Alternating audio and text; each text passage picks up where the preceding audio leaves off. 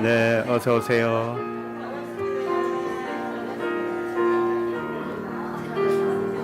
이렇게 밝은 얼굴을 뵈니까 너무 감사합니다.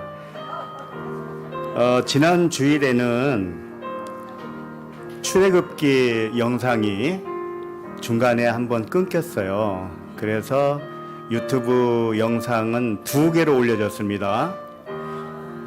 처음에 25분짜리가 올라갔고 그 다음에 54분짜리 영상 이렇게 2개가 올라갔어요.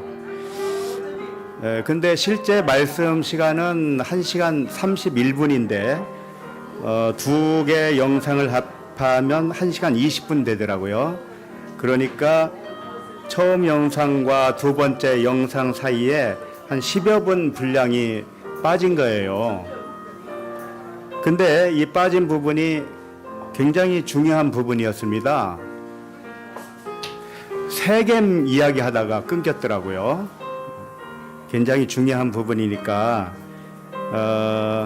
근데 다행히 우리가 음성 파일은 따로 녹음을 하기 때문에 음성 파일은 처음부터 끝까지 녹음이 됐습니다. 그래서 이 녹음 파일을 밴드에 올려놨으니까요. 밴드에 들어오셔서 다 들으시면 됩니다. 혹시 밴드에 가입하고자 하시는 분은 가입 신청을 해주시면 됩니다. 토부 가족 어느 분한테 그 신청, 초대를 해달라고 부탁을 하시면 이제 초대를 해주잖아요. 그러면 가입 신청을 하면 됩니다. 저에게 문자를 주셔도 됩니다. 근데 밴드 하기가 그렇게 어려운가요? 데일 밴드보다도 더 쉬운 게 네이버 밴드입니다. 터치만 하면 열리는데요. 80세가 넘으신 분들도요, 이 휴대폰에서 밴드를 보고 계셔요. 어려운 일이 전혀 아닙니다. 사용해 보시기 바랍니다. 기도하겠습니다. 하나님 아버지, 하늘 아버지의 지혜와 지식은 너무 넓고 높아서 사람이 알 수 없었으나 피의 언약과 아들의 소원 때문에 계시를 받아 하늘의 비밀을 알게 하심을 감사합니다. 이 세상에는 아버지가 세운 언약의 피가 무엇인지 아는 자와 모르는 자가 있을 뿐이지만 그리스도의 말씀을 듣는 모든 형제 자매에게 눈과 귀를 열어주셔서 아버지를 알게 하시니 감사합니다. 오늘도 마음의 눈과 귀를 열어주셔서 오직 한 가지를 원하고 얻을 수 있게 하여 주옵소서. 감사드리며 그리스도 이름으로 기도합니다. 아멘.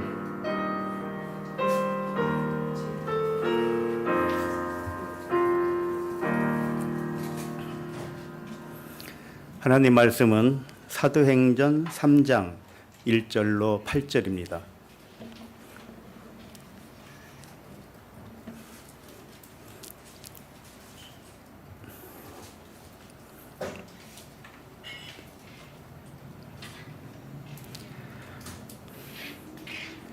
이제 교회에 오시면 오늘 말씀을 미리 펴놓으시기 바랍니다.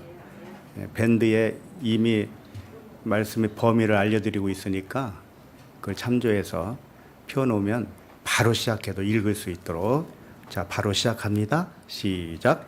제9시 기도 시간에 베드로와 요한이 성전에 올라갈새 나면서 못 걷게 된 이를 사람들이 메고 오니 이는 성전에 들어가는 사람들에게 구걸하기 위하여 날마다 미문이라는 성전문에 두는 자라. 그가 베드로와 요한이 성전에 들어가려 함을 보고 구걸하거늘 베드로가 요한과 더불어 주목하여 이르되 우리를 보라 하니 그가 그들에게서 무엇을 얻을까 하여 바라보거늘 베드로가 이르되 은과 금은 내게 없거니와 내게 있는 이것을 내게 주노니 나사렛 예수 그리스도의 이름으로 일어나 걸으라 하고 오른손을 잡아 일으키니 발과 발목이 곧 힘을 얻고 뛰어 서서 걸으며 그들과 함께 성전으로 들어가면서 걷기도 하고 뛰기도 하며 하나님을 찬송하니. 아멘. 사도행전 17번째 말씀, 제목은 영과 혼과 몸의 회복입니다. 오늘 말씀은 영과 혼과 몸이 회복하는 원리에 대하여 살펴보게 됩니다. 회복이란 근본으로 회복한다는 의미예요. 잃어버렸다가 다시 찾는 것을 회복이라고 하는 것입니다. 건강한 몸이 병들었다가 다시 건강한 몸으로 회복되는 것을 회복이라고 하는 것이죠. 잠들었다가 잠에서 깨어나는 것을 회복이라고 하는 것입니다. 원래대로 돌아가는 것을 말하는 거예요. 데살로니가 전서 5장 23절을 제가 읽어드립니다. 평강의 하나님이 친히 너희를 온전히 거룩하게 하시고 또 너희의 온 영과 혼과 몸이 우리 주 예수 그리스도께서 강림하실 때에 흠없게 보존되기를 원하노라. 아멘. 이 말씀을 알기 쉽게 말씀드리면 이와 같아요. 하나님이 아들을 말씀으로 거룩하게 하시면, 말씀으로 거룩하게 한다는 것은 무엇이냐? 진리의 말씀으로 깨닫게 되게 한다는 거예요. 진리의 말씀을 깨닫게 되면 그것이 거룩입니다. 그러니까 사람이 거룩하게 산다 할 때 사람이 오해를 합니다. 걸음걸이도 천천히 걸어야 되고 옷차림도 깨끗하게 하고 화도 안 내고 뭐 이렇게 해야 거룩이라고 생각하죠. 성경책 옆구리에 딱 끼고 주일날 아침에 교회로 거룩하게 가는 것. 거룩하게 가서 앉아서 다른 사람 비방을 합니다. 그게 거룩인가요? 거룩은 그런 것이 아니에요. 진리를 깨달아야 거룩입니다. 자, 그렇게 하시면 영과 혼과 몸이 전체가, 영, 혼, 몸 전체가 한 영 하나로 흠없게 보존되기를 원한다. 이렇게 말씀하신 거예요. 그런데 언제 그렇게 되는가? 예수 그리스도가 강림하실 때 이렇게 표현했죠. 이것도 굉장히 오해하기가 쉽습니다. 강림이라고 그러니까 예수님이 지상 재림이라고 생각을 하는데 절대 그런 것이 아닙니다. 강림이라는 단어가 파루시아예요. 파루시아는 숨어 있던 존재가 가까이에서 드러나는 것, 나타나는 것, 이걸 강림이라고 한 겁니다. 본래 함께 있었던 것을 몰랐다가 알게 된 것을 강림이라고 했던 것이에요. 호주머니에 10,000원짜리를 넣고 있었는데 전혀 몰랐다가 어느 날 호주머니를 보니까 10,000원짜리가 들어있네요. 이제 그때 알게 된 거죠. 바로 그와 같은 거예요. 몰랐다가 알게 되면 자신이 예수 그리스도와 동일한 존재로 몰랐다가 알게 되면 예수 그리스도의 강림이라고 하는 것입니다. 그러니까 강림이라고 표현을 해도 적당하지가 않죠. 나타남이에요. 나타남.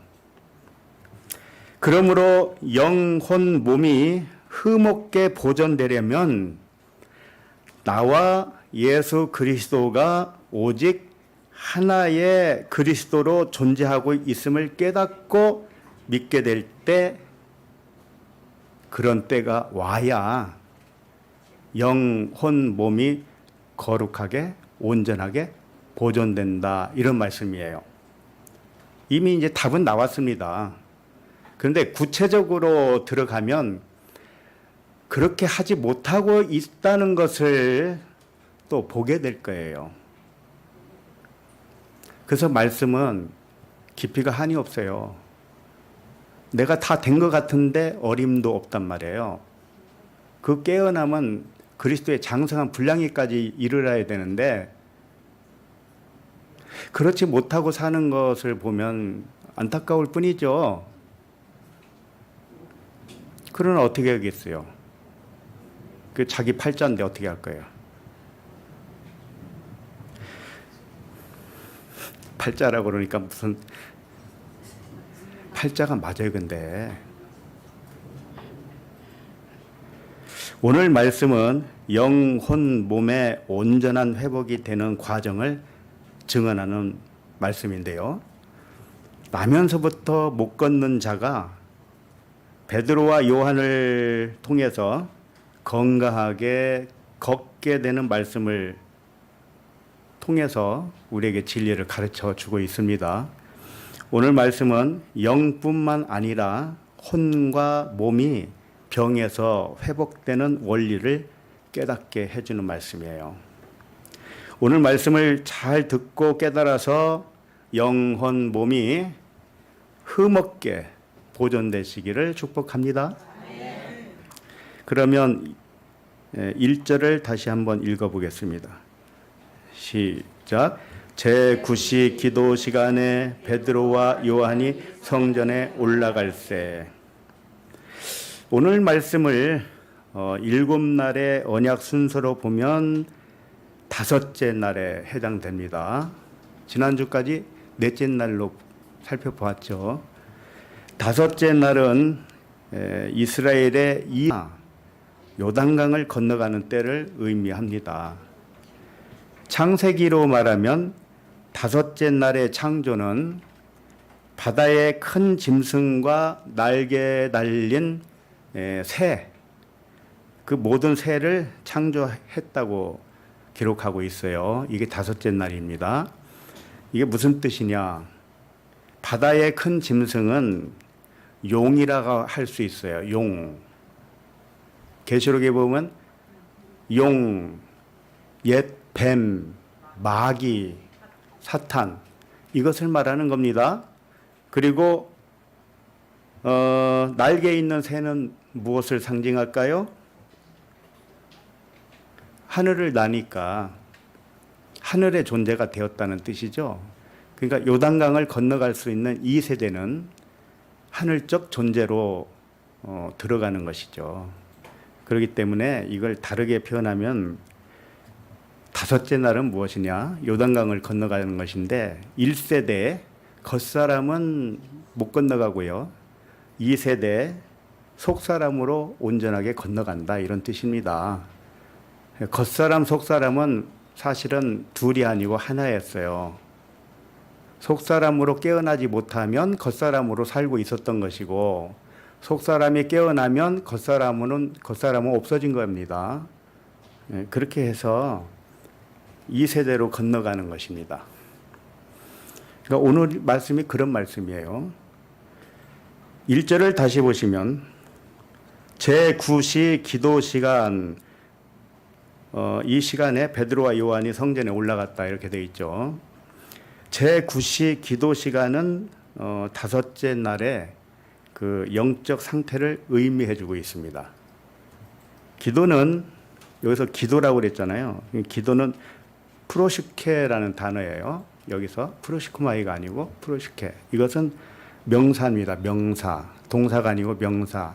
기도한다, 이런 뜻이 아니고 기도가 되었다, 이런 뜻입니다.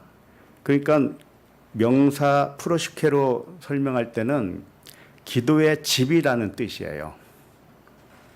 기도의 집이. 그러니까 기도의 집에 올라가는 거죠. 그러니까 사람이 만들어 놓은 예루살렘 성전을 기도의 집이라고 할 때는 내 내면 성전이 기도의 집이 되어야 사람이 만든 성전을 진짜로 여기지 않습니다. 가짜로 보는 겁니다, 그것은. 그러니까 우리가 내면 성전이 이루어진 사람은 밖에 있는 성전을 성전이라고 하지 않아요. 그래서 베드로와 요한이 기도하는 성전이 되었다, 이런 뜻입니다. 베드로와 요한은 온전한 내면 성전이 되었기 때문에 언제나 무시로 성령 안에서 기도할 수 있는 사도들이에요. 우리들도 다 그렇게 되기를 바랍니다. 베드로와 요한이 성전에 올라가는 의미는 무엇이냐? 사람이 지은 성전을 가짜라고 선포하기 위한 것입니다. 우리가 복음 전도하는 게 무엇입니까? 이 세상은 가짜입니다. 이렇게 선포하는 것을 의미하는 것입니다. 그 말이 잘 안 나오지요. 친구한테 가서 야, 이 세상 사는 거 있지? 다 가짜야. 이렇게 말한다면은 얼마나 허망하겠습니까? 그걸 믿겠습니까? 그런데 꼭 그렇게 전하려면 진짜가 무엇인가도 같이 전해줘야 돼요. 진짜는 무엇이에요? 그 어디나 하늘나라란다. 이렇게 말을 해줘야 됩니다. 그러니까 하늘나라로 살아야 진짜 사는 것이지 세상으로 살면 가짜 삶이라는 거예요. 이걸 잘 가르쳐 주기 바랍니다. 그래서 참된 성전은 내면에 지어진 성전이 참된 성전이다. 이렇게 말씀을 해 주시기 바랍니다. 그러면 이렇게 복음을 전파하는 시간이 시간대로 말한다면 언제냐? 제9시라는 겁니다. 자, 제9시는 무엇을 의미할까요? 9라는 숫자가 되려면은 33은 9죠. 다른 방법으로 9가 될 수 있나요? 그러니까 3일기를 3번 반복하는 것이 9시입니다. 아시겠어요? 우리나라 시간으로 말하면 9시에다가 6을 더하면 우리나라 시간이 되어요. 9시에다 6을 더하면 15시죠. 15시는 몇 시입니까? 오후 3시죠. 네. 그러니까 처음에 9시부터 시작을 한다면 보통 사람이 일할 때 9시부터 기준을 했습니다. 포도밭에 일꾼들을 사서 투입시킬 때 9시부터 계산을 했습니다. 그러니까 9시부터 시작해서 3시간 후면은 몇 시입니까?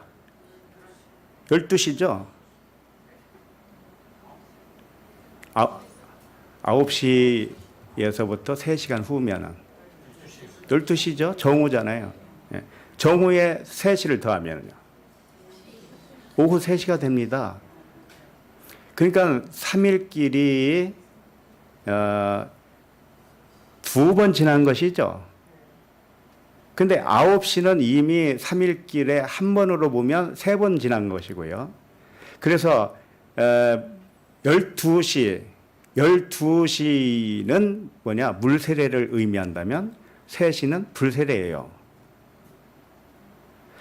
다시 말해서 12시는 홍해를 건너는 것이라면 3시는 요단강을 건너가는 겁니다. 그러니까 그 3시, 오후 3시가 이스라엘로 말하면 9시란 말이에요. 9시. 그래서 5째 날입니다. 시간을 우리식으로 계산하면 애굽에서 9시, 광야에서 12시, 가나안에서 오후 3시 이렇게 되는 것이에요.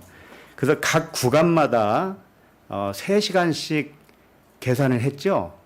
그렇기 때문에 각 구간마다 3일길이 있다는 거예요.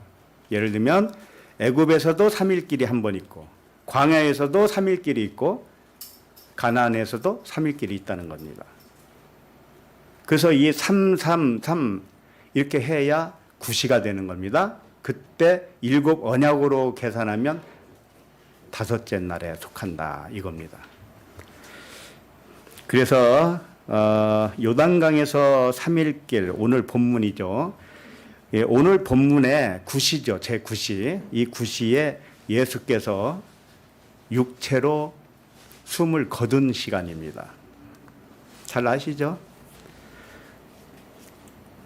예수께서 3시에 완전히 숨을 거둔 것은 뭐냐면은 영으로 살아났다는 의미예요.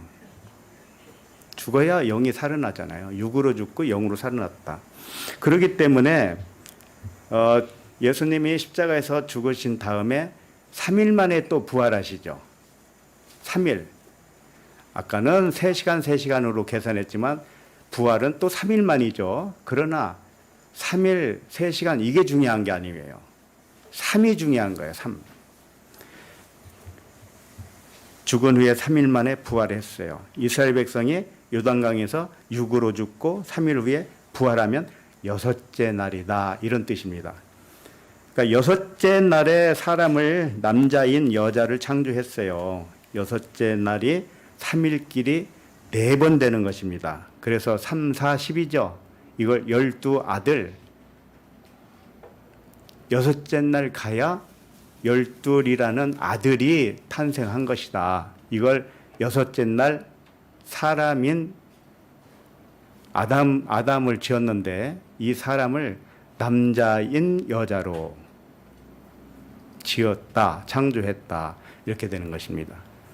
어쨌든 이런 공식과 같은 것은 온전한 아들들로 보존된 상태를 더 상세하게 설명하기 위한 하나님의 방법이에요. 그렇기 때문에 이런 세세한 것도 그냥 놓치고 갈 수가 없는 것입니다.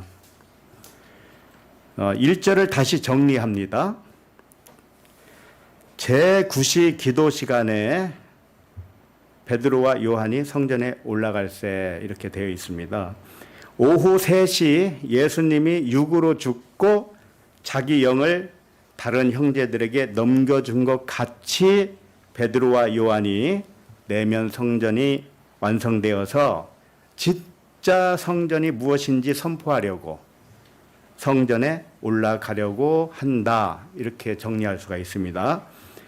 그 복음을 제일 먼저 누구에게 넘겨주게 되는가 하면 나면서부터 못 걷게 된 사람에게 복음을 넘겨주게 되는 것입니다. 그러니까 오늘 말씀의 내용이 그거잖아요. 나면서 못 걷는 자가 다시 걷게 되는 것. 그걸 통해서 우리에게 진리를 가르쳐주고 있습니다. 베드로와 요한이 성전에 이제 올라가려고 하고 있습니다. 베드로는 반석이죠. 반석은 무엇입니까? 그리스도죠. 요한은 사랑, 하나님의 사랑 또는 하나님의 은혜라고 할 수 있습니다.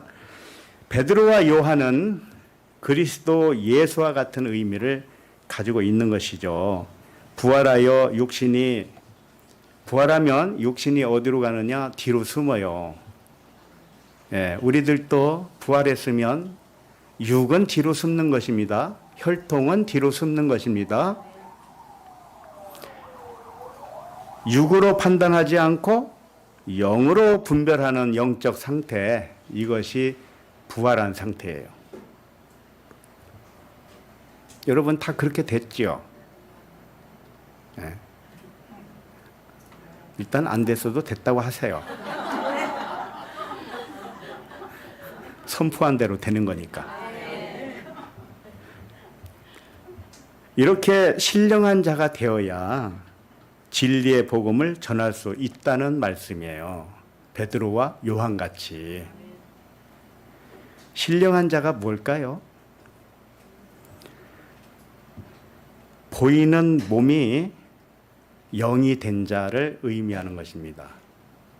우리가 다 몸을 가지고 있죠? 근데 이 몸이 영과 하나로 보게 될 때 신령한 자라는 겁니다.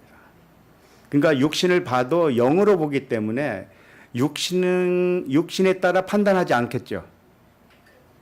그렇잖아요. 육신에 따라 판단하면 좋아할 사람도 있겠지만 나같이 못생긴 사람은 굉장히 불리하잖아요. 그러니까 육으로 판단하지 마시기 바랍니다. 육으로 판단하면요, 예수님이 얼마나 억울하겠어요. 흠모할 것이 없다고 그랬는데.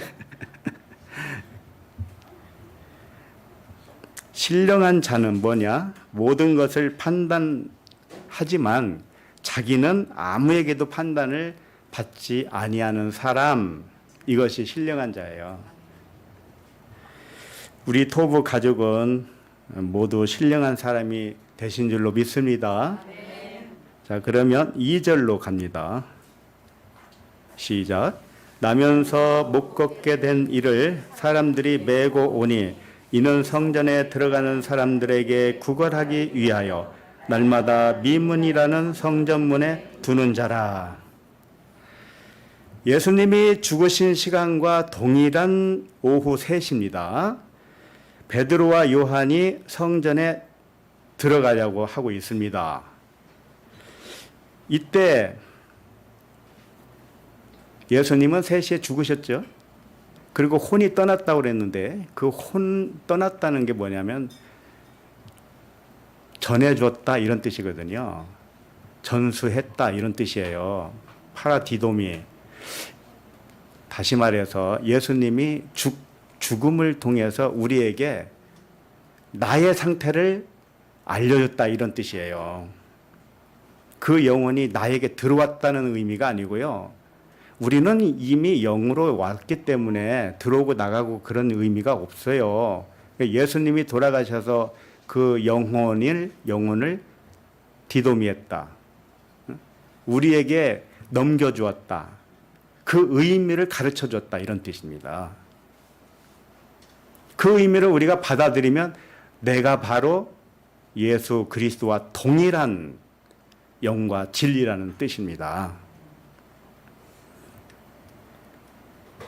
그래서 육체 예수가 죽은 것처럼 오늘 본문에서도 누군가가 죽어야 됩니다. 그 죽어야 할 자가 누굽니까? 성전 미물에서 구걸하는 못 걷는 자. 그 자가 육으로는 죽고 영으로 살아나야 할 예수 그리스도와 동일한 인물이죠. 자, 그러면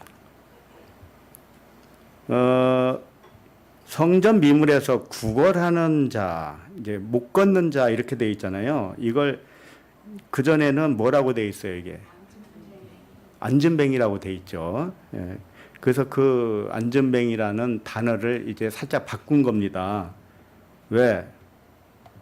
못 걷는 자들이 이 본문을 볼 때는 기분이 안 좋잖아요. 그런데 사실은 모든 사람이 안전뱅이였다는 사실을 아셔야 됩니다. 모든 사람이 안전뱅으로 태어나는 것입니다. 그걸 모르기 때문에 평생 안전뱅이를 고칠 수가 없었던 것입니다. 알아야 고치는 겁니다. 알아야. 자기가 병자인 걸 알아야 고치는 거예요. 병든 자에게는 의원이 아니지. 건강한 자에게는 의원이 쓸데없고 병든 자에게야 의원이 쓸데있다고. 바로 그겁니다. 내가 병든 자인 것을 알아야 의원이 쓸데있는 것이에요. 그러니까 이 못 걷는 자가 이제 베드로와 요한을 주시하면서 내가 병든 자였구나 이걸 이제 깨닫게 되는 거예요.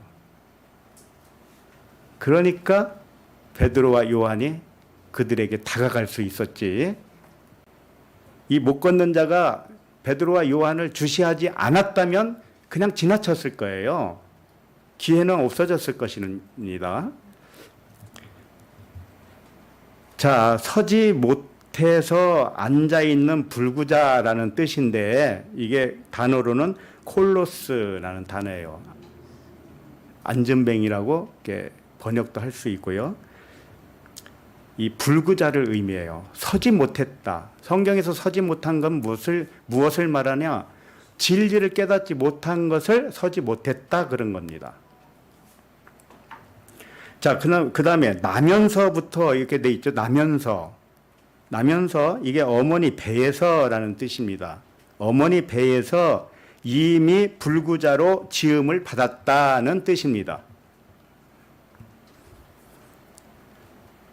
이게 무슨 뜻이냐면 말씀이 육신이 되어서 온 영들은 영과 진리를 잃어버린 상태이기 때문에 모두 이 땅에 온 영들은 전부 불구자입니다.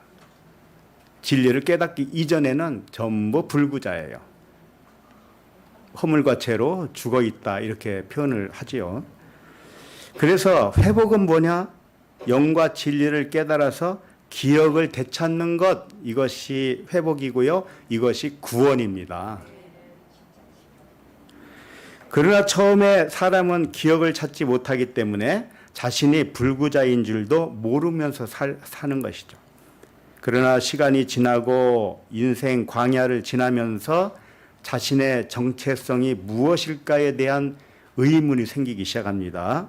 그래서 이리저리 방황하다가 실패도 하고 성공도 하는 것 같은데 기쁨은 없는 것이죠. 그래서 참된 기쁨, 참된 평안을 찾아서 여기도 가보고 저기도 가보고 하다가 드디어 낚싯밥에 밑밥에 걸려서 코가 낀 것이죠. 그 낚시는 이름하여 토부 에클레시아.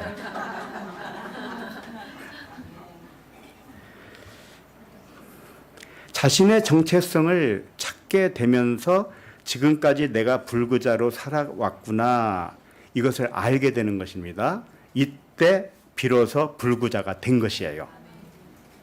불구자가 되어야 고침을 받죠. 예. 자신이 병든 자인 줄 알아야 병자가 되듯이, 그러므로 오늘 본문에 못 걷는 자는 자신이 걷지 못하는 불구자인 것을 알아차린 때를 의미하는 거예요. 알아차렸어요. 그래서 그를 아네르라고 소개하고 있습니다. 아네르가 뭡니까? 남편, 남자, 그리스도를 의미해요. 그래서 나면서 못 걷게 된 이, 이렇게 하고 있죠. 못 걷게 된 이가 아네르예요. 그리스도라는 뜻입니다. 이 불구자가 자기가 불구자인 것을 아는 순간 그리스도로 깨어났기 때문에 아는 거잖아요. 그래서 죄인이라고 여기서 기록을 하지 않고 남자라고 기록을 해놓은 것입니다. 병자인 것을 깨달아야 드디어 아들이라 인정을 받을 수 있게 된 것입니다. 적으실 필요 없어요. 그냥 듣고 여기서 깨달으면 되는 것입니다. 지금 깨닫는 것이 중요하지, 적어놨다가 나중에 깨달아야지. 그럼 이미 늦어요. 이미 늦어. 적는 순간에 말씀이 또 저 100m 가요. 그 100m는 어떻게 주워 담을 거예요? 우리는 공부하는 데가 아니니까요. 잘 적었는지 검사도 안 합니다. 걱정하지 마세요. 콩나무 시루에다가 물을 주면 다 빠지잖아요. 근데 콩나물이 자라요. 그러니까 안 적어도 좋아요. 듣고 그때그때 깨닫게 되면 콩나물은 자랍니다. 다 잊어버린 것 같은데 자라 있어요. 이게 얼마나 쉬워요. 그렇다고 나는 적어야 직성이 풀려 하는 분들은 적으셔요. 또 일부러 또 내려놓지 마시고, 나는 지금 보편적인 이야기를 하고 있어요. 그러니까 적어도 좋고 안 적어도 좋아요. 그러나 일부러 적으려고 하지는 말자. 아네르가 뭔지 몰라도 괜찮아요. 자꾸 잃어버려야 다음 시간에 또 듣지.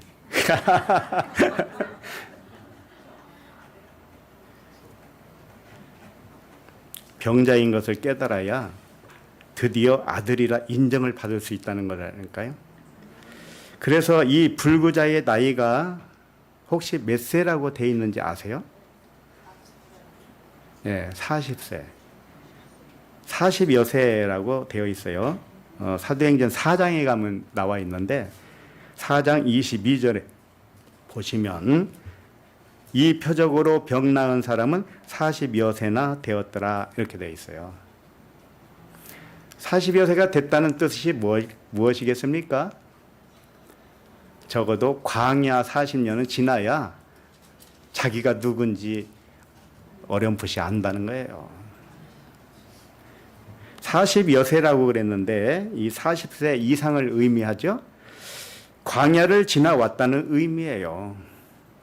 광야를 지나와서 이제 요단강을 건널 때가 되었다. 오늘 본문에서 드디어 요단강 건너가는 모습을 보여주고 있는 것입니다. 그래서 다섯째 날이에요, 오늘은. 요단강 건너갈 준비가 되었다. 이런 뜻입니다. 그리고 2절을 다시 보시면 나면서 못 걷게 된 이를 사람들이 메어 오니, 사람들이 메고 오니 그랬습니다. 자, 불구자를 메고 온 사람들의 영적 수준은 어떨까요? 문제를 냈으니까 답을 말씀하셔야죠. 예문이 없다고요? 1번.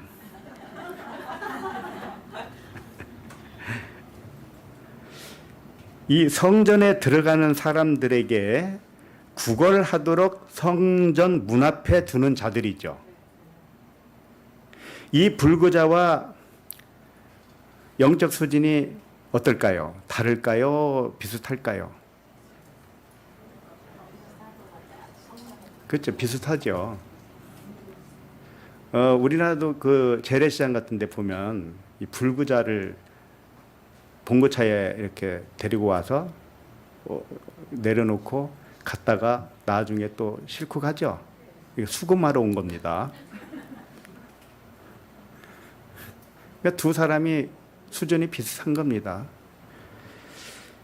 자, 이 성전에 들어가는 사람들에게 구걸하기 위해서 성전 미문 앞에 놓았잖아요.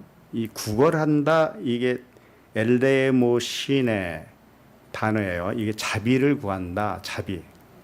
또 구제물을 구한다 이겁니다. 쉽게 말하면 성전에 들어가는 사람들에게서 자비를 구하는 것 이거예요. 그럼 성전에 들어가는 사람들은 어떤 상태일까요?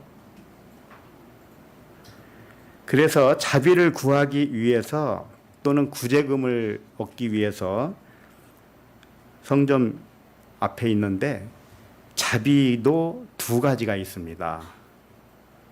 어떤 자비를 원하는가? 이 자비를 구하는 거 종류가 두 가지가 있어요. 자신은 여기에 어디에 속하는지를 잘 생각해 보세요. 육신이 원하는 자비가 있습니다. 두 번째는 영이 원하는 자비가 있습니다. 그러면 나는 육신이 원하는 자비를 원하는가? 영이 원하는 자비를 원하는가? 자, 이 불구자는요, 육신이 원하는 자비를 구하고 있습니다. 그를 메고 온 사람들도 육신이 원하는 자비를 구하고 있어요. 그래서 영적 상태가 비슷하다고 한 겁니다. 그리고 날마다 미문이라는 성전문에 두는 자라 이렇게 되어 있습니다. 성전문을 미문이라고 했어요. 미문. 미문은 호라이오스라는 단어인데 아름다운 이런 뜻입니다. 그러니까 성전문이 아름다운 문이다 해서 미문이라고 한 것입니다.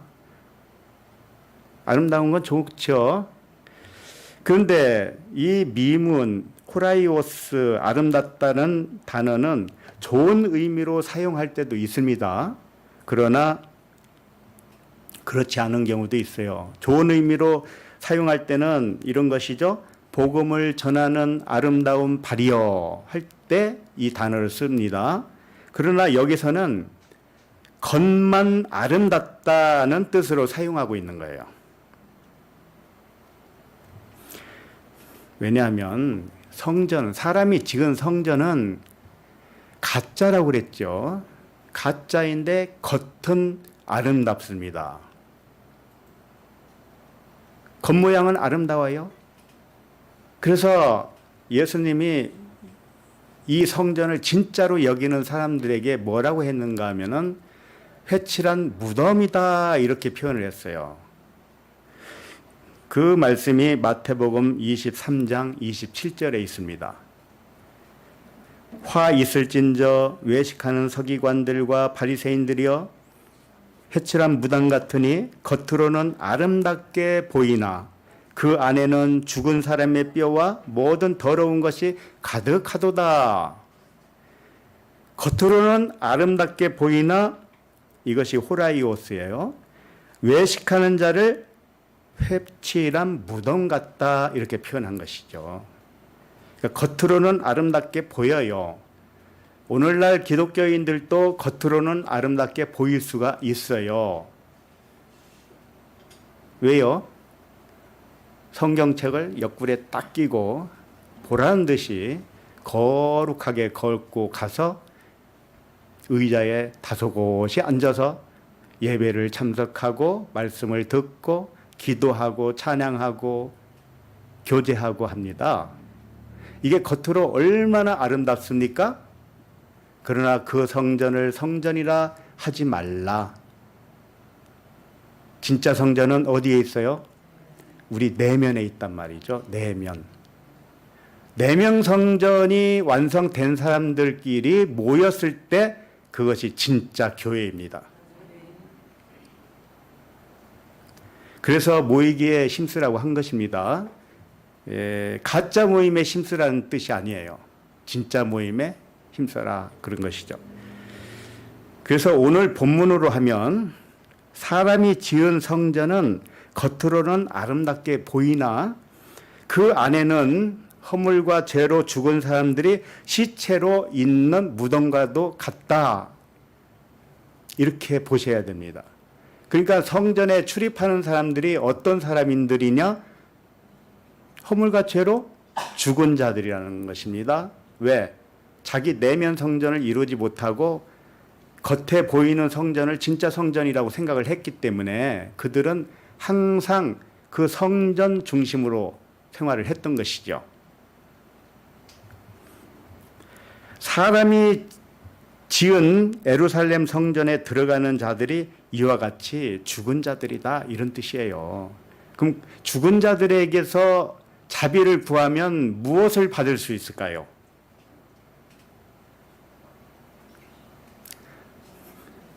이 못 걷는 자가 성전 미문에서 성전에 들어가는 사람들한테 자비를 받으려고 했잖아요. 그러면 무엇을 받게 되겠습니까?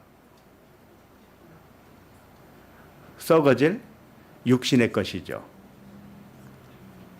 말씀으로 보면 썩어질 율법이겠고, 물질로 보면 썩어질 육신을 살리는 물질이 되겠죠.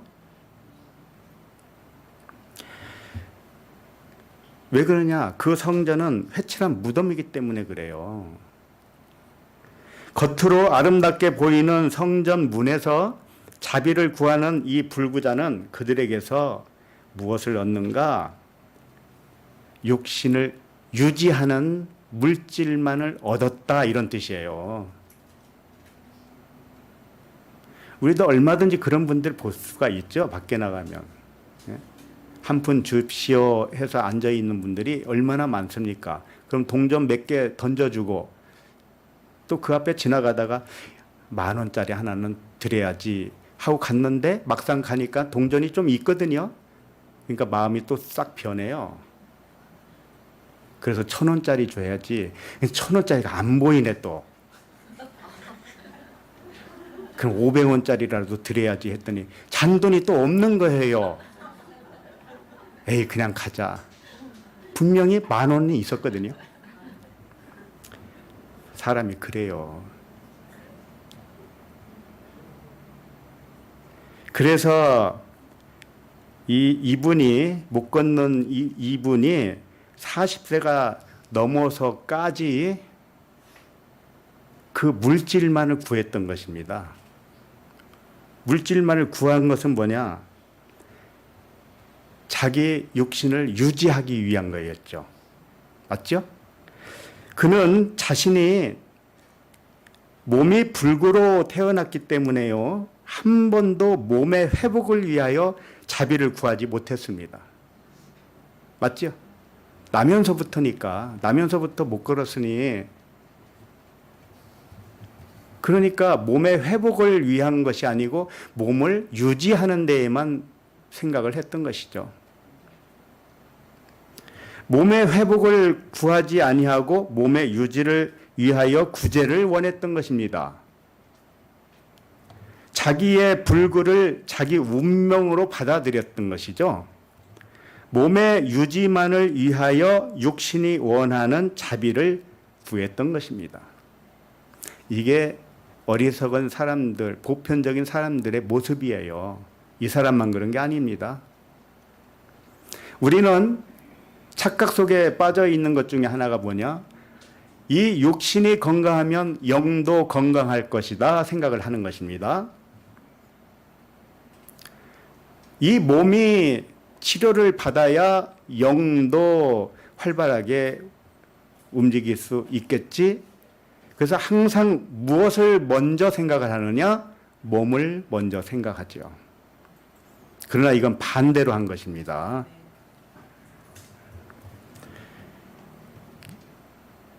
빛들의 아들에게서 가장 각종 좋은 것이 다 내려온다고 그랬죠.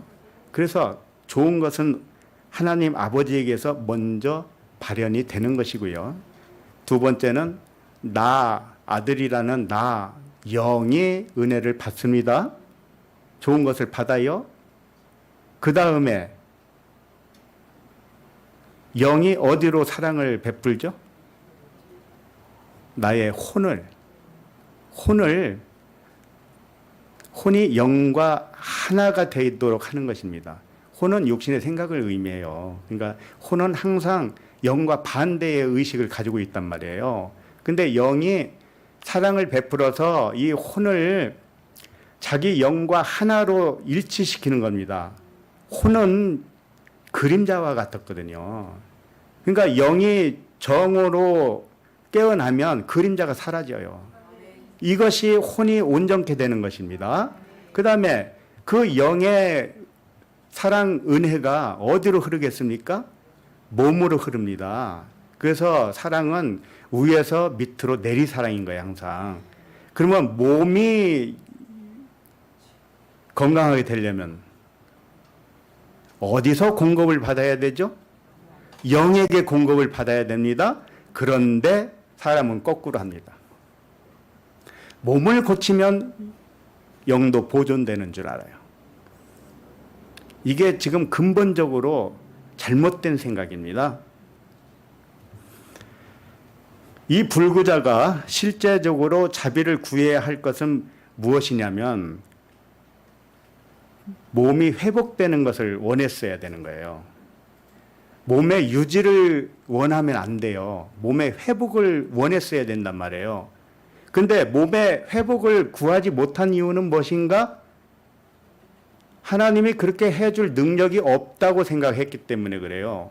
왜? 나면서부터 불구자였으니까. 그런 분들 많지요. 나면서부터 소아마비를 아니면 다리가 한쪽이 없다든지 그렇잖아요. 그런데 꼭 그 몸이 완전히 회복된다는 의미를 다리 한쪽이 없다가 다리가 다시 한쪽이 나와서 두 다리가 되었다 이런 얘기가 아니에요. 그런 차원보다도 더 높은 차원이란 말이에요.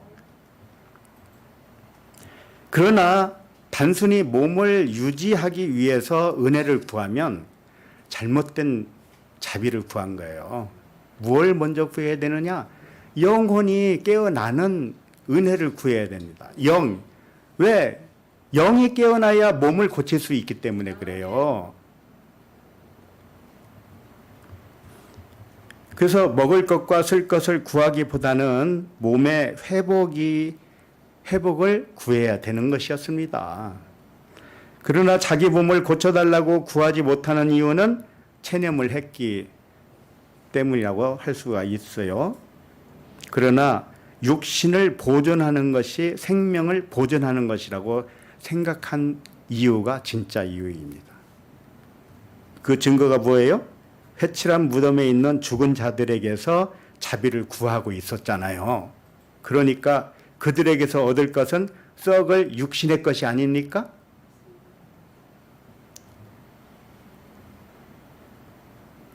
우리 사람들은 물질에 굉장히 좌우를 당하고 있어요. 물질, 돈이 없으면 죽는 줄 알고요. 돈이 많으면 살아있는 줄 알아요.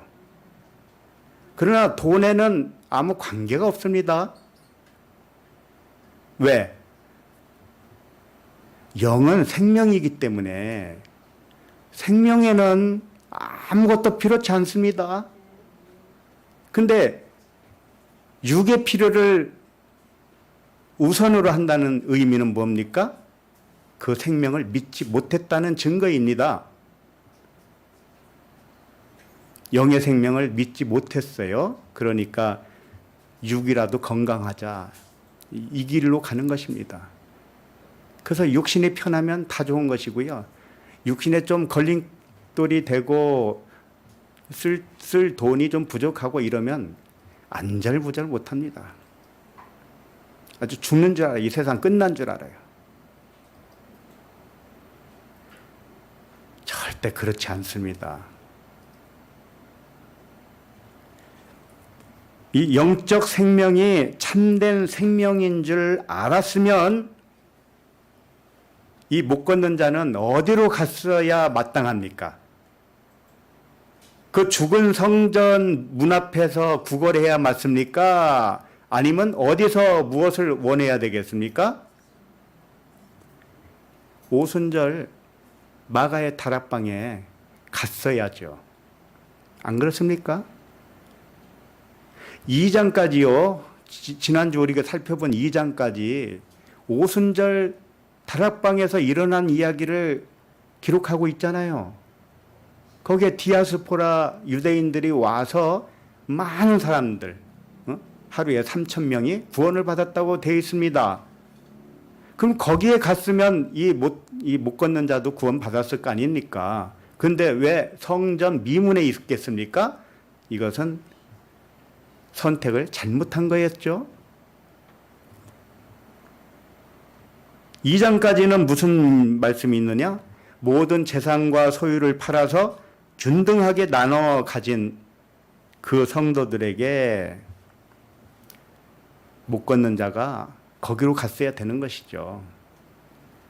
그러나 이 불구자는 지금까지는 육신을 유지하기 위한 자비를 구하고 있었습니다. 우리 자신은 무슨 자비를 구하고 계십니까? 영적 생명입니까? 육적 생명입니까? 당연히 영적 생명이라고 말씀하시겠죠. 그런데 우리 사고 방식의 작동이 나도 모르게 육적 생명을 위한 것이라면 아직도 광야에 있는 것입니다. 물론 그것도 귀한 것이죠. 광야는 교환되는 곳이니까요. 우리의 의식이 교환되는 곳. 그러니까 영적 생명을 먼저 구하는 것이 순서상 맞지요. 이 순서가 뒤바뀌지 않으시기를 바랍니다. 자, 그러면 오늘 말씀 3절로 가도록 합니다. 3절 시작.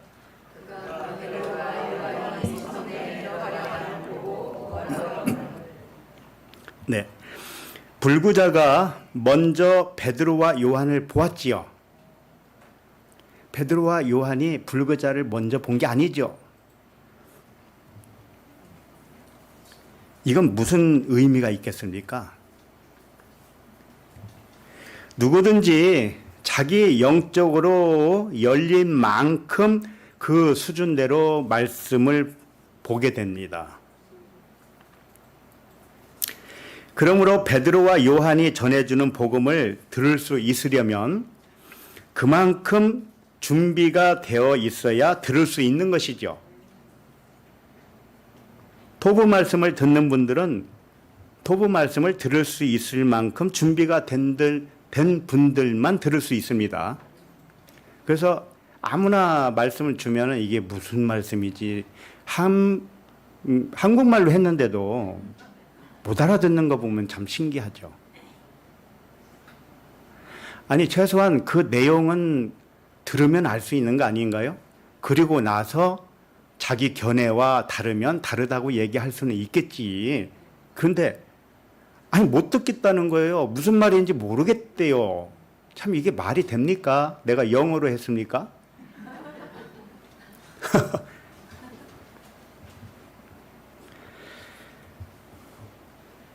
그래서 사람은 눈이 열린 만큼만 보이는 거예요. 귀가 열린 만큼만 듣는 거예요. 이 못 걷는 자가 이제 베드로와 요한을 발견했다는 뜻은 베드로와 요한이 말하는 복음을 들을 수 있는 귀가 생겼다, 이런 뜻이에요. 3절 끝에 보면 구걸하거늘 그렇게 되어 있죠. 이 구걸한다, 구걸을 한다, 이게 에로타오라는 단어인데요. 이게 강구하다 이런 뜻입니다. 자비를 강구한다 이런 뜻이죠. 그런데 이것이 미완료 동사로 쓰여 있습니다. 뭐 이런 말 안 해도 되겠지만은 참고하시라고. 무슨 뜻이냐? 미완료라는 것은 계속해서 강구했다는 것이죠. 근데 아까도 설명했지만 이 못 걷는 자 불구자는 처음에는 무엇을 강구했습니까? 육신의 필요를 강구했어요. 육신의 유지를 위한 물질을 강구했습니다. 그러나 그 강구함이 거기에 머물지 않았다는 뜻이에요. 계속 강구하다 보니 하늘의 것을 보게 됐다, 이런 뜻입니다. 하늘의 것. 그러니까 과거에 교회에서 열심히 했던 것들도요, 전부 다 헛된 것은 하나도 없어요. 진짜로 가기 위한 과정일 뿐이었습니다. 그게 없으면은요, 진짜를 알 수가 없어요. 그러니 과거를 후회하지 마세요. 알았죠? 과거를 후회하지 않는다는 의미는 지금도 후회하지 말아야 된다는 뜻이죠. 지금 상태, 나의 상태를 후회하면 안 됩니다.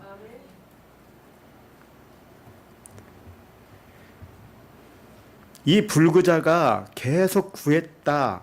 처음엔 육신에 속한 걸 구하다가 나중엔 영과 진리를 구하게 되었다. 그렇기 때문에 미완료로 계속 구하였다, 이렇게 기록하고 있는 것입니다. 사도 베드로와 요한이 이제 눈에 들어온 거예요. 계속 구하다 보니까. 계속 구하면요, 진리가 보이게 되어 있어요. 예. 자, 그런 상태고요. 그럼 4절로 갑니다. 4절 시작. 베드로가 요한과 더불어 주목하여 이르되 우리를 보라 하니. 불구자가 두 사도에게 다른 차원의 자비를 구하는 것을 보고 우리를 보라 그랬습니다. 요한과 더불어 주목하여 우리를 보라는 뜻은 베드로와 요한이 하나라는 거예요. 베드로와 요한이 둘이 갔는데 이 두 사람을 봐라 그런 거죠. 그 의미가 무엇인지 진리로 잘 생각해 봐라. 나는 베드로 반석 아니냐? 요한은 사랑 아니냐? 이게 무슨 뜻이겠느냐? 잘 생각해 봐라. 태어나면서 불구자가 된 이 사람은 처음엔 육신의 몸을 위해서 자비를 구했습니다. 그러나 그 원하는 내용이 점차 변해갔어요. 그러다가 베드로와 요한을 보게 되었고 먼저 구할 것이 무엇인지 알게 되었습니다. 몸이 우선이 아니라 영이 우선이라는 것을 알게 되었습니다. 베드로는 반석 그리스도요, 요한은 하나님의 사랑이기 때문에 베드로와 요한을 보니까 베드로와 요한은 뭘 구하지도 않았는데 지금 그 존재로 있잖아. 존재로. 그러니 여기에 도전을 받는 것이에요. 이 불구자도 그리스도의 사랑을 구해야 된다는 사실을 알아차렸던 것입니다. 우리 중에도요, 육신의 일을 해결해야 할 우선 순서가 있습니다. 육신의 일을 해결해야 되겠다. 이렇게 우선순위를 가지는 생각이 있다고요. 그러나 이 생각은 어디에서 왔느냐? 육신의 몸이 영을 보호한다고 생각을 했기 때문에 그래요. 그러나 진실은 그것이 아닙니다. 몸이 영을 보존하는 것이 아니라 영이 몸을 보존하는 것입니다. 이 순서가 바뀌면 안 됩니다. 몸이 회복되기를 원하십니까? 진정으로 원하십니까? 그러면 영이 회복되기를 먼저 구하시기 바랍니다.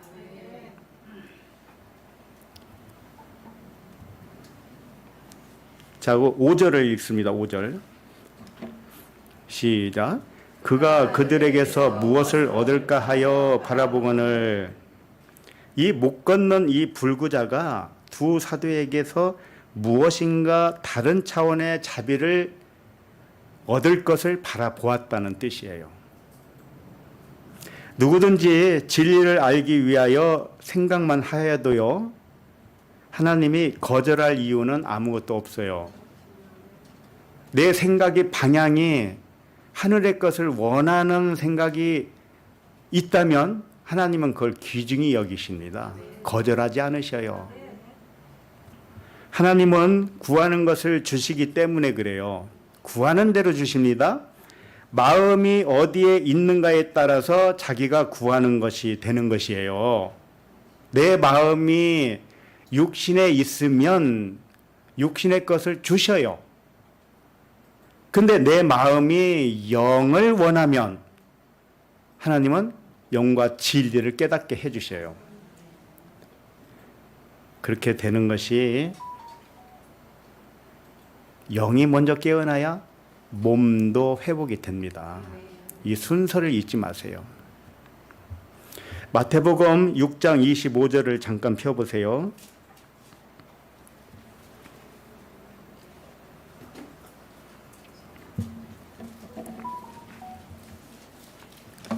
마태복음 6장 25절.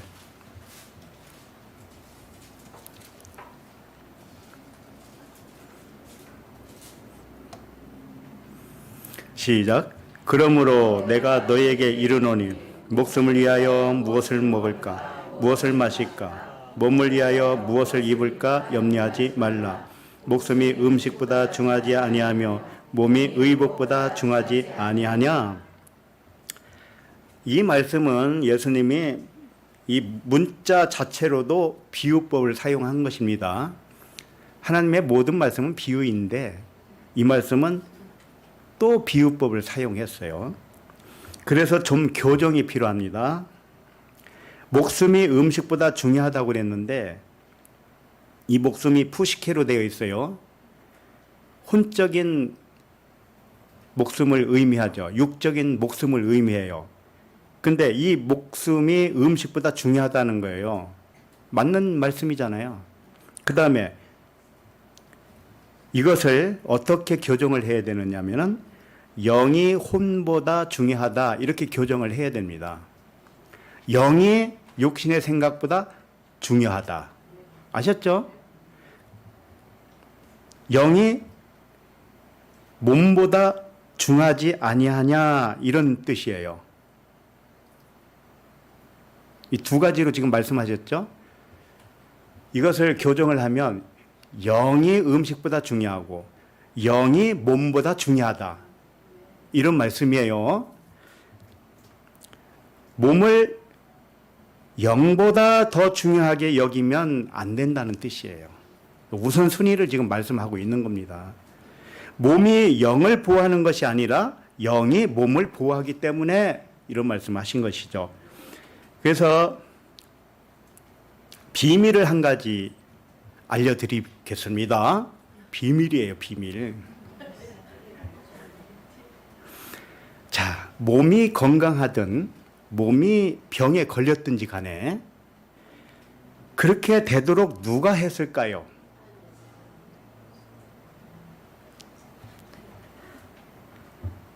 답은 영 스스로입니다. 우리 각자가 영이 있잖아요, 영. 영이 진짜 나예요. 그러면 병들게 한 자도 누구라는 거예요? 영, 나가 한 거예요, 나. 내가 한 거라고요. 병든 것도 영이 한 것이고, 그런데 왜 영이, 왜 그 어려운 질병을 왜 자기 스스로의 병을 짊어지게 했을까요? 왜 그랬을까요? 이것은 이런 것입니다. 영이 잠자고 있죠? 영이 잠자고 있으면 겉사람 의식으로 삽니다. 그래서 겉사람, 속사람 아시죠? 겉사람과 속사람은 하나예요, 사실은. 그런데 영이 속사람인데 속사람이 잠들어 있으면, 의식이 누워 있으면 겉사람 의식으로 살게 되어요. 그러면 겉사람 의식으로 산다는 건 뭐냐? 몸을 위해서 산다, 이런 뜻이에요. 아셨죠? 육신을 위해서 산다, 이런 뜻입니다. 그래서 육신의 의식, 겉사람의 의식으로 살면 몸을 좋게 할까요? 힘들게 할까요? 어째서 힘들게 한다고 말씀하셨어요? 육신의 생각이 어떻게 했길래?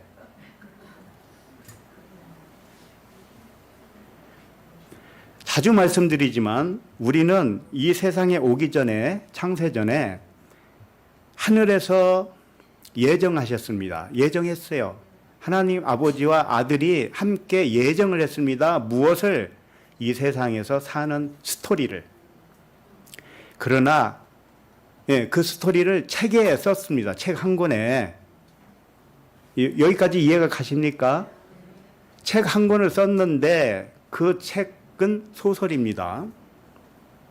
소설은 허상입니까? 진실입니까? 허상이죠. 그 소설책을 써놓고 지상에 왔습니다. 그러면서 한 장 한 장 넘기는 것이 매일매일의 삶이에요. 그러나 책 한 권을 다 기억하지 못합니다. 왜? 스스로 그렇게 하기로 작정하고 왔으니까요. 기억하면은 뭐 힘들 일이 뭐가 있겠습니까? 기억을 안 해야 또 재미가 있죠. 모르고 살아야 재미가 있죠. 모르고 살면서도 믿는다고, 믿음으로 맡긴다면 그거 진짜 믿음 아닙니까? 그러니 몰라야 되는 것입니다. 점치러 가지 마세요. 미래를 알려고 하지 마시라고요. 아무리 미래를 맞춘다고 해도 그것은 땅의 일이기 때문에 허상을 맞췄다고 해서 무엇가 그게 대단합니까? 네? 그리고 밴드에도 내가 넌제시 말씀을 드렸지만 우리는 이 세상 일이 허상이죠. 환상이에요, 환상. 겉으로 보면 환상이고 속으로 보면 뭐냐? 생명밖에 없어요. 생명이라고, 그냥 생명. 나머지는 다 허상입니다. 생명인데 겉으로 뭔가 이렇게 일이 일어난 것처럼 보이는 거예요. 왔다 갔다 하고 분주하기도 하고 화나기도 하고 또 웃기도 하고 기쁘기도 하고, 이게 다 소설입니다. 진짜 평안은 뭐냐? 이걸 아는 것이 진짜 평안이에요. 모르면 이랬다 저랬다 하는 것이죠. 기분도 이랬다 저랬다 하는 것이죠. 어디까지 얘기했더라?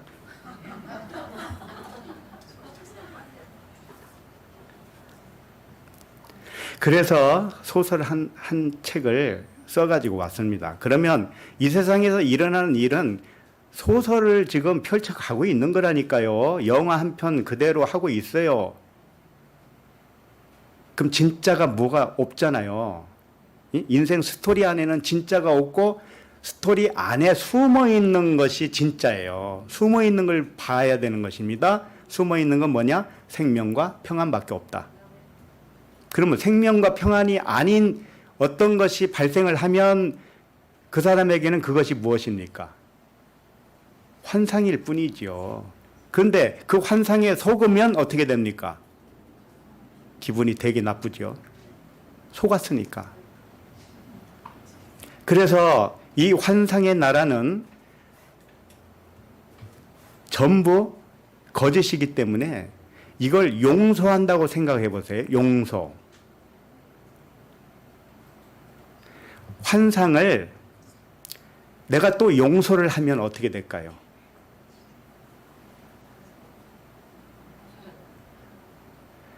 그 용서도 환상입니다. 그렇지 않겠어요? 누군가가 나에게 기분 나쁜 어떤 언행을 했습니다. 근데 내가 꾹꾹 참어. 그리고 용서해야지. 용서했습니다. 그럼 잘했습니까? 자기에게 기분 나쁜 짓을 한 것도 환상인데 그 환상을 내가 또 용서한다고 했어요. 그럼 그 용서도 환상입니다. 그러니까 그 용서는 진짜 용서가 아니에요. 진짜 용서는 뭐냐? 환상이라고 가르쳐 주는 것이 진짜 용서예요. 아셨어요? 환상이라고 가르쳐 주고 진짜는 생명과 평안입니다. 이걸 가르쳐 주시는 것이 그를 용서한 것입니다.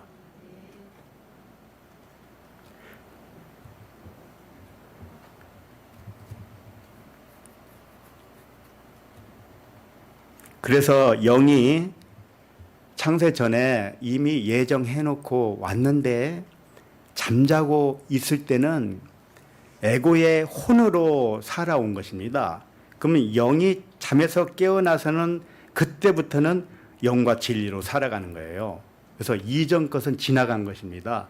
깨어났으면 이제 진짜 사는 겁니다. 알고 사는 거예요.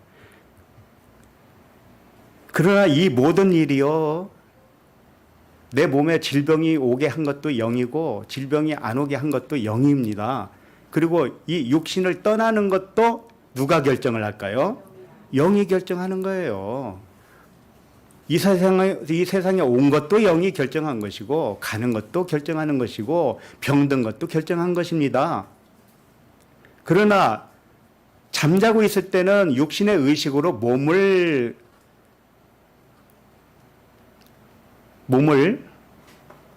지배를 했지요. 그렇기 때문에 이 몸이 혹사를 한 것입니다. 혹사를 했어요. 난 아닌데요. 가정부 두고 나 편하게 살았는데요. 그것만 혹사가 기구 아니고 이렇게 말할 수가 없는 겁니다. 생각이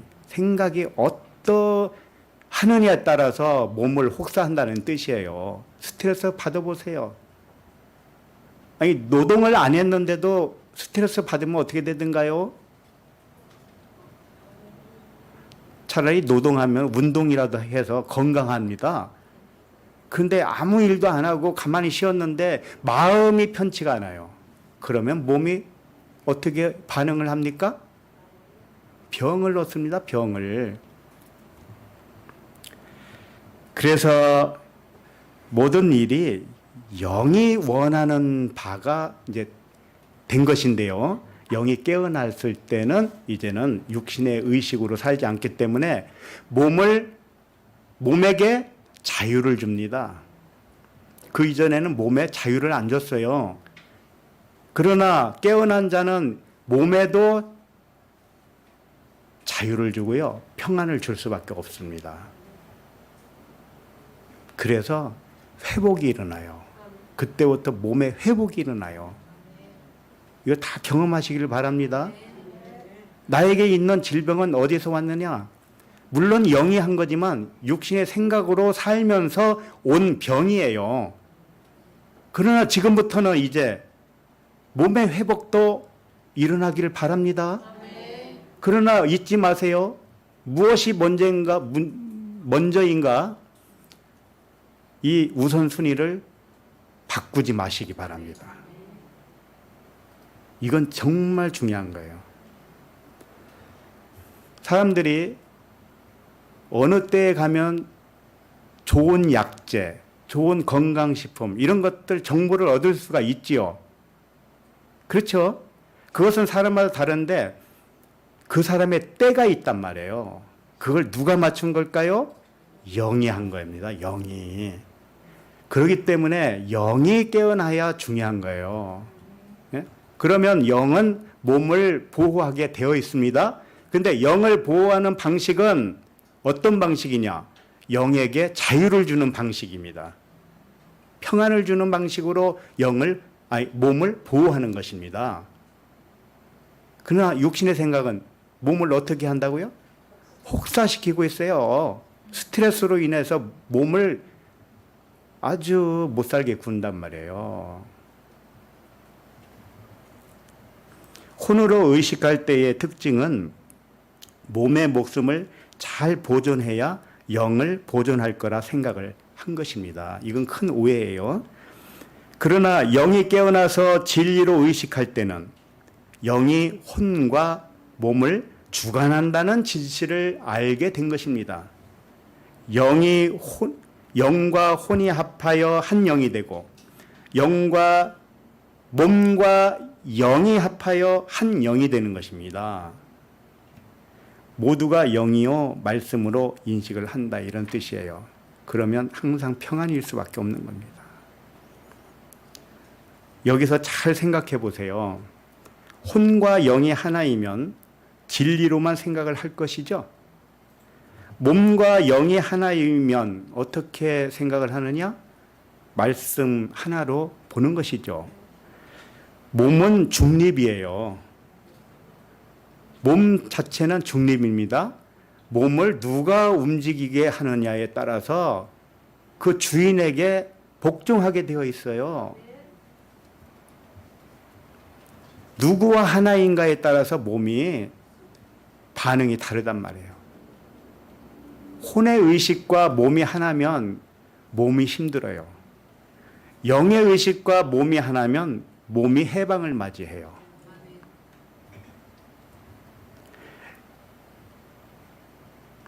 그래서 혼이 몸을 주관할 때는 몸을 종처럼 대합니다.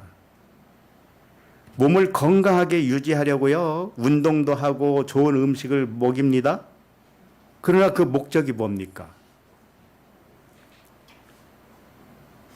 이 몸을 잘 보존하면 혼도 잘 살 거라고 생각을 하기 때문에 그래요. 그러나 그것은 몸을 혹사시킬 뿐입니다. 질병을 낫게 하는 겁니다. 왜냐하면 몸에게 자유를 주지 아니하고요. 몸을 억압을 했기 때문에 그래요. 아무리 운동하고 좋은 걸 먹어도 몸이 자유를 얻지 못하면 질병을 얻게 되는 것입니다. 혼적인 육신의 마음은 두려움과 염려와 근심이기 때문에 늘 자기 몸을 때리고 억압한 결과가 되는 것이에요. 종 부리듯이 한 것이죠. 그러나 영은 그렇지 않습니다. 다 자유를 줍니다.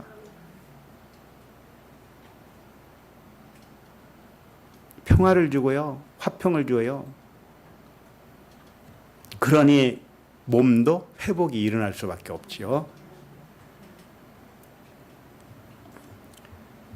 영이 깨어나 진리로 사는 자는 몸을 말씀과 하나로 봅니다. 몸을 영과 하나로 봐요. 영이 몸을 억압하지 않습니다. 영은 생명과 평안이기 때문에 몸에게 스트레스를 주지 않습니다. 영은 항상 평안과 사랑이기 때문에 몸은 항상 자유를 누리게 되어 있어요. 이렇게 되시기를 바랍니다.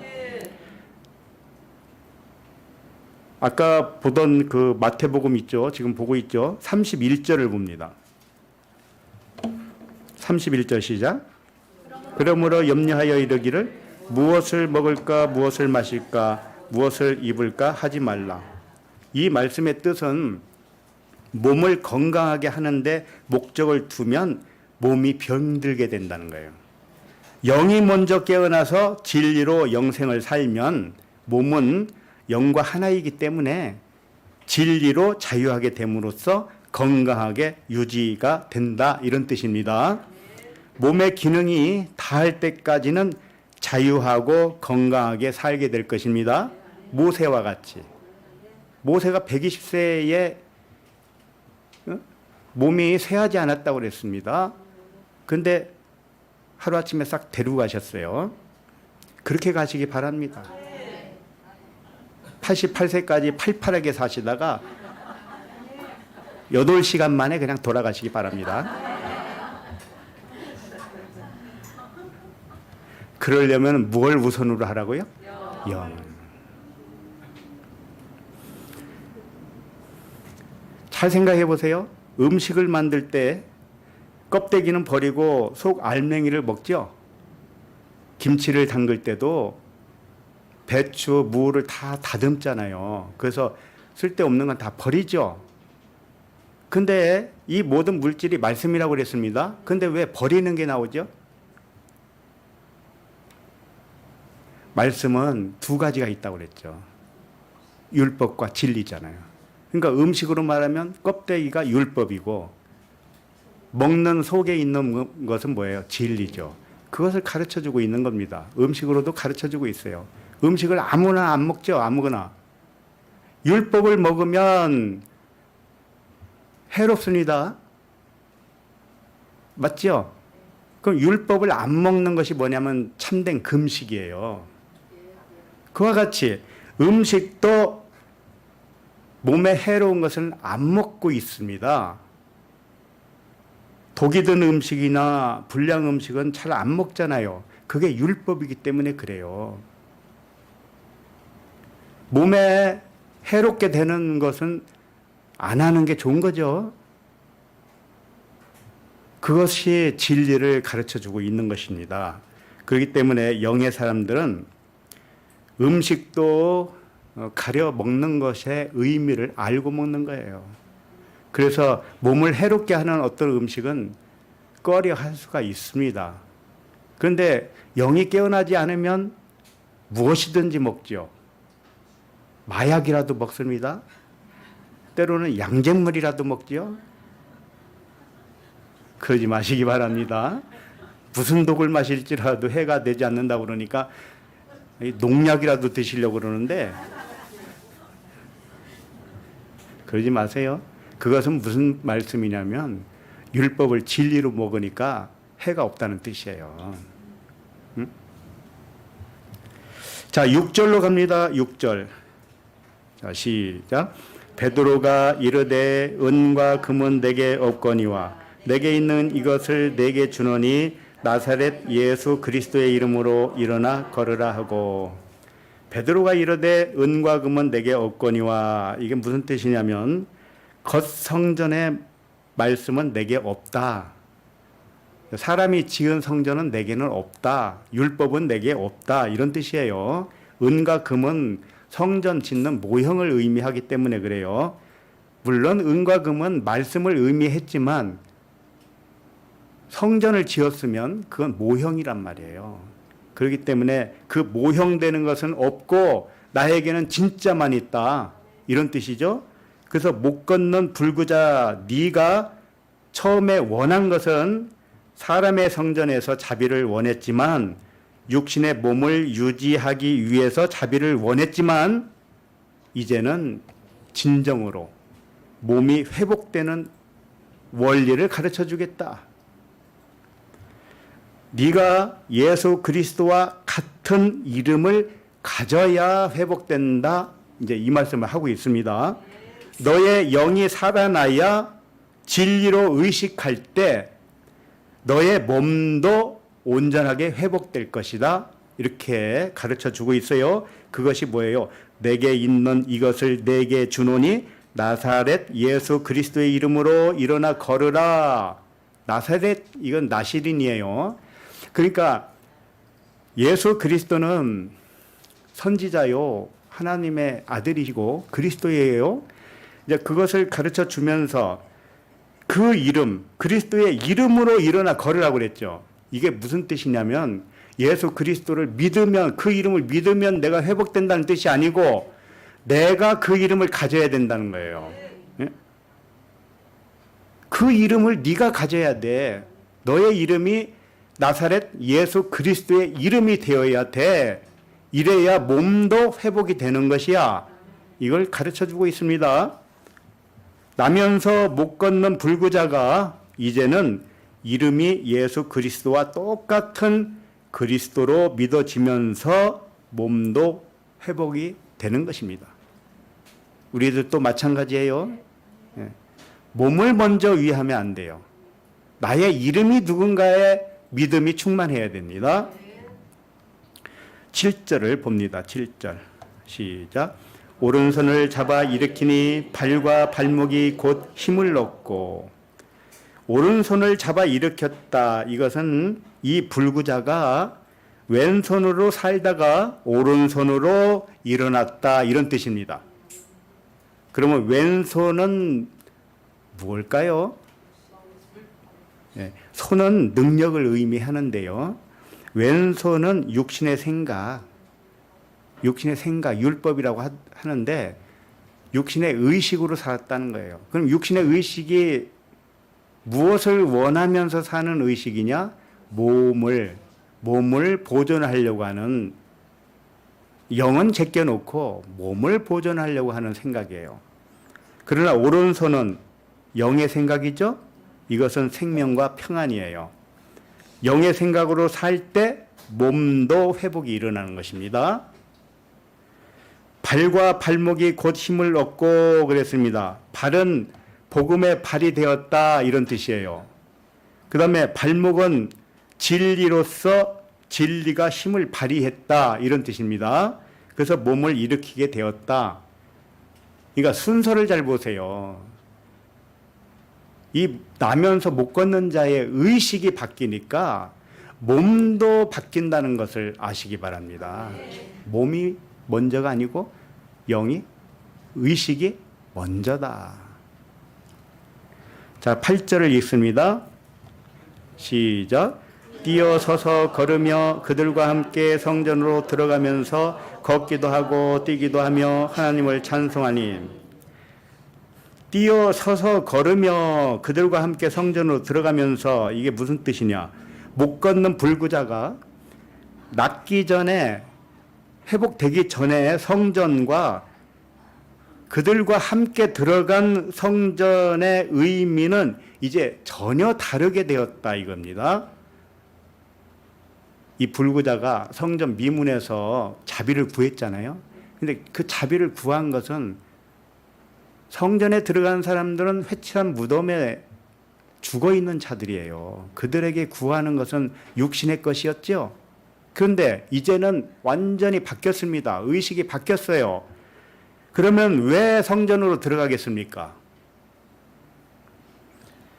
율법 성전에 있는 자들에게 복음을 전하기 위해서 들어가는 거 아니겠습니까?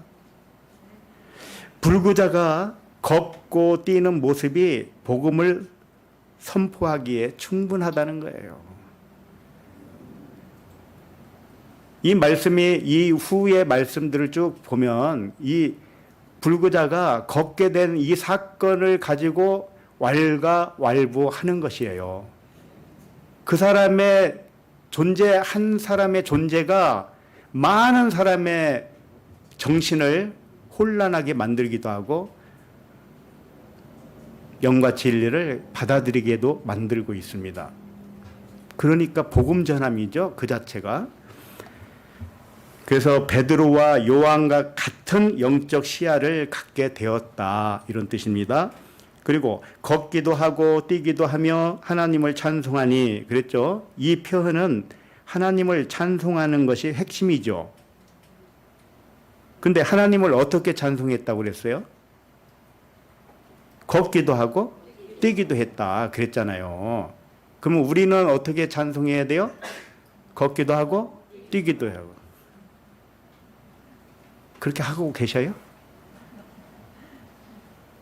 걷기만 하셨습니까? 이게 무슨 뜻이냐면, 하나님을 찬송하는 것이 무엇이냐? 잘 생각해 보세요. 걷기도 하고 뛰기도 하는 거예요. 근데 걷는다는 표현은 땅의 것,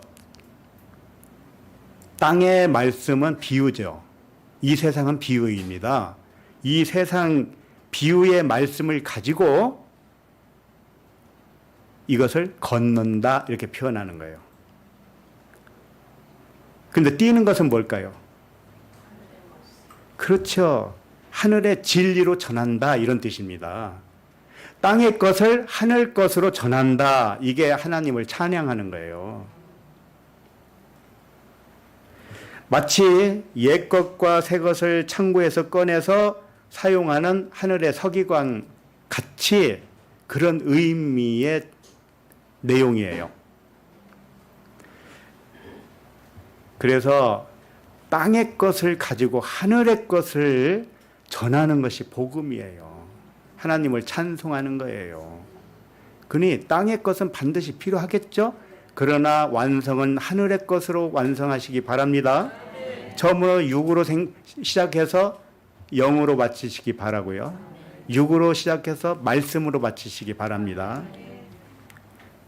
진리의 복음은요, 전인적인 구원을 하게 됩니다. 영이 온전해지면 영과 혼이 합하여 한 영이 되고요. 영과 몸이 합하여 하나가 됩니다. 그러면 영과 혼과 몸이 합하여 전체가 하나의 영으로 온전하게 된다는 뜻이에요. 그래서 흠이 없게 되시기를 축원합니다. 기도하겠습니다. 하나님 아버지, 모태에서부터 못 걷는 불구자로 태어난 자는 허물과 죄로 잠자고 있는 모든 영들인 줄로 알게 하시니 감사합니다. 모든 사람은 어떤 형태로든지 몸에 질병이 있으니 이것도 영이 육으로 원한 것이고 몸을 혹사시킨 장본인도 주인으로서 존재하는 영인 줄 믿게 하시니 감사합니다. 이제는 잠자는 자여 깨어 일어나서 영과 혼과 몸이 모두 합하여 한 영으로 살게 하여 주시옵소서. 혼과 영이 하나가 된 것처럼 우리의 몸도 영과 하나가 되어서 영이 자유한 것처럼 몸도 자유하게 하옵소서. 모든 것을 감사드리며 그리스도 이름으로 기도합니다. 아멘.